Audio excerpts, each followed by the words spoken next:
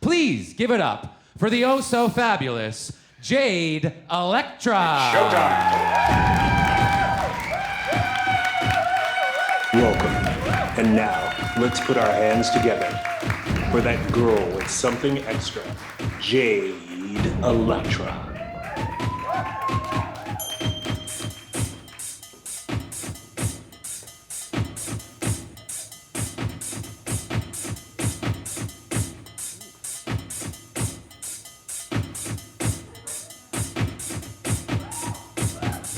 Greetings and salutations, and thank you for such an accurate introduction. I've come here this evening to give you a masterclass on being fierce. And you can't be fierce, darling, without living.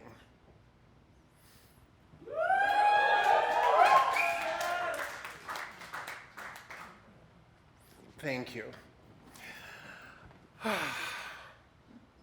Age brings wisdom. And I guess that's the reason why I've always looked to my elders for guidance and for strength. And I know that some of you thought that I came here specifically tonight to tell you that I look fierce. I look fierce. Thank you. And when I say fierce, I don't mean as in Kardashian fierce. I mean more like Langston Hughes, Bayard Rustin, or Sylvester Fierce. You know, I remember my mom caught me looking at myself in the mirror, and she said, "God don't like ugly. And he ain't too fond of pretty either." Now let's unpack this for a second. If I'm ugly, God hates me. But if I'm pretty, God still hates me. I'm screwed. But don't get me wrong, I love this woman. She's my mother. She makes cameos throughout my life. I kind of think of her as my older sister who's always in trouble. Her name is Rose, and she spends most of my childhood incarcerated for drugs. Thank God for my grandmother. She loved her some me, unconditionally. My grandmother's name was Carrie Mae, and she was from Savannah, Georgia. She only had about a third grade education, but she was the smartest businesswoman I ever knew. The best thing about my grandmother, she just let me be. Y'all leave that boy alone. If he want to play with pots and pans in the backyard, let him. That's what she'd say to my uncles when they were teasing me. I used to love to play in her jewelry and put on her earbobs. That's what they called clip-on earrings back in the day. And I put on her wigs just to entertain the family during the holidays. She loved it. But unfortunately for me, my uncle, my mother's youngest brother, he didn't like that I was getting all the attention. And let's just say he figured that I had a little strawberry juice in my veins. And from the age of 7 to 10, he took advantage of that fact.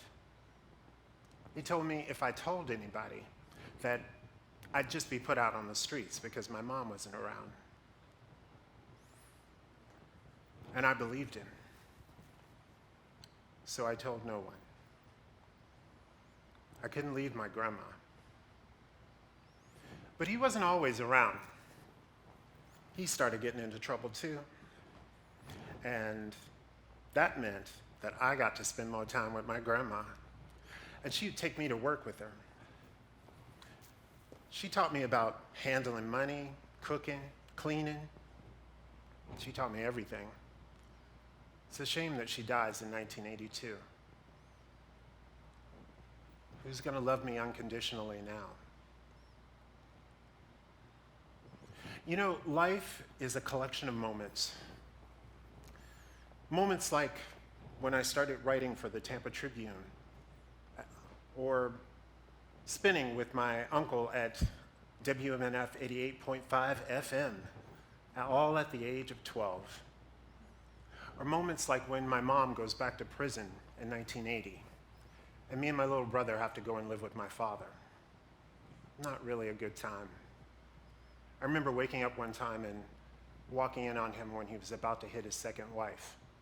I got in the way and I grabbed his arm, and he turned around and punched me in my face.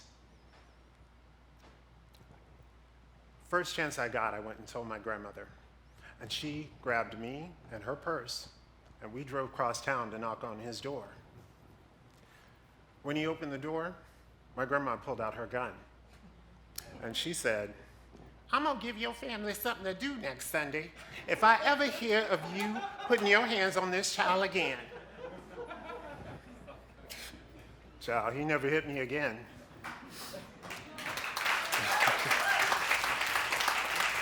You didn't let me finish. Not while she was living. Anyway, so I'm living with him. I move out on my own. I earn a scholarship for journalism and art, and I guess I'm an adult now. It's 4th of July, 1987. I haven't spoken to her in a while, but my mom and my little brother are at my front door. We mend our relationships over the next month or so. And I'm finally having the relationship with my mom that I've always dreamed of. Fast forward to July 18th, 1988. I'm expecting a phone call from my mother, and this is back when you had to be at home to get a phone call. We didn't have cell phones then. That particular day, I'm working a double. I'm at the record store all day, then I'm spinning at this lesbian bar called Paradise that night. So I get to the bar, I'm set up, I'm just about to start, and I see this black man walk into the bar. Sort of looks like my Uncle Marvin, but it can't be. He'd never stepped foot in a gay bar. The man goes and talks to the bartender, and then he starts heading for the booth. It is my uncle. My heart sinks. I know that something is very wrong. Marvin has come to tell me that Rose has died. Something about a heart attack. I feel abandoned and alone again. I spend the next 2 years looking for that unconditional love. It's 1990, early summer, and I've just gotten back from New York City. I auditioned for the Crying Game. Obviously, I didn't get it. I'm not sick, but I'm not feeling myself. I decide to go get tested downtown at the clinic. This is back in the days when you had to wait 2 weeks in order to get the results. The waiting room is kind of crowded. I'm hoping and praying that I don't see anyone that I know. And finally, they call me. I don't remember much about the social worker that was sitting across from me, except she sort of looked like one of my judgmental aunts. Honestly, the only thing I actually heard her say was, "You tested positive." The rest of it sort of sounded like the adults in a Charlie Brown cartoon. I walked in a daze for hours with those words repeating over and over in my head. I finally make it back to my apartment, and Still Magnolias comes on. And by the time Shelby dies, I am bawling my eyes out uncontrollably, curled up on my living room floor.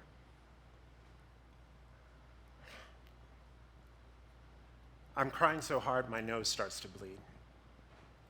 This is a moment that I think is the end. But if I'm gonna die, I'm gonna see the world first. And after a couple of weeks of plotting of taking out this big loan, I wake up one day and I'm like, you know what, you're an idiot. you'll probably take out all this money and end up in debt for the rest of your life. And if you're going to be in debt, shouldn't it be for a house or a student loan? Well,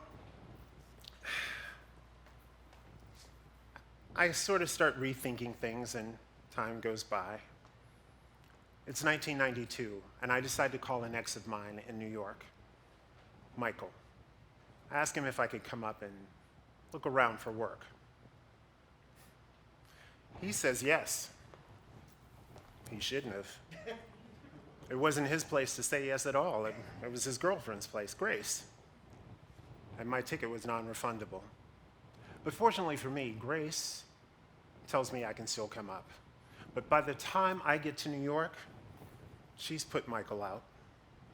So I've come to live with a complete stranger. Best thing that ever happened to me. Grace introduces me to Sally's, which is a tranny hooker bar in Times Square. I know, we're not supposed to call it that, but that's what we called it back then. Next thing I know, I'm working 7 days a week, and I am surrounded by the cast of Paris is Burning. Angie Extravaganza, Dorian Corey, Willie Ninja, Pepe La Beja. Celebrities like Tito Puente and David Cole of CNC Music Factory and Lady Miss Keir of Delight are coming in to check out a drag show. This moment allows me to dream of a new life. This moment allows me to forget about my father, who told me the year before that I was ruining his name, and that if I kept running around with those faggots, that I was going to catch AIDS and die. Little did he know I already had it. I guess that's why, after reconnecting with my family and being away for 23 years, I found it a little disheartening to find out that I had 2 young relatives who are HIV positive. It was very interesting talking to my stepmother, Teresa, and finding out that my dad had been living on the DL and died of AIDS in 2005. But it was most disturbing to find out the truth about my mother's death. She died of AIDS in 1988. That means that that's 3 generations of HIV and AIDS in one family.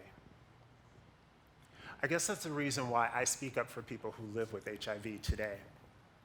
When I found out, I didn't dare dream that I would live to be 55. Hell, I didn't even think I'd make it to 30. But today, I am really, really blessed. I'm married now.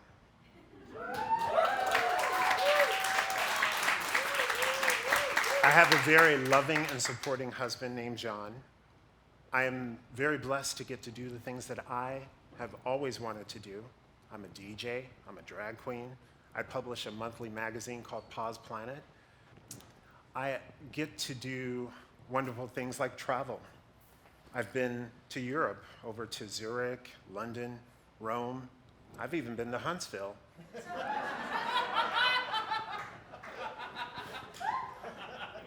I've been blessed to perform at the Cotton Club in New York City. I've opened for Cyndi Lauper in Soho. I've performed with Beyonce on stage at the Roxy. I've listened to my music on the radio and in clubs. I've actually watched myself on the little screen and the big screen. All of this is possible because I chose to live. And trust me, I've lived, darling. And if that ain't fierce, I don't know what is.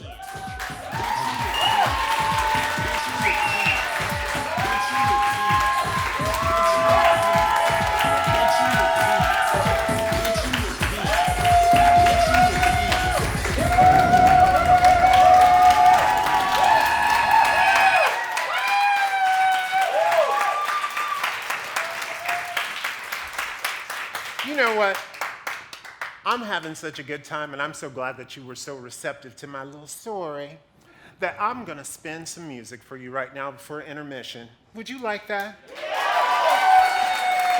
I feel like celebrating, darling. This is our last night, and I wanna have a good time. Hit it. When they think we're done and we can keep on gunning, everybody stops, but we just keep on running. So we take our time, yeah, we that new type. We gon' come together, we can take whatever. They can strike us down, but we just getting better. Yeah, it feels so right. Check it out, now you're looking at the new type.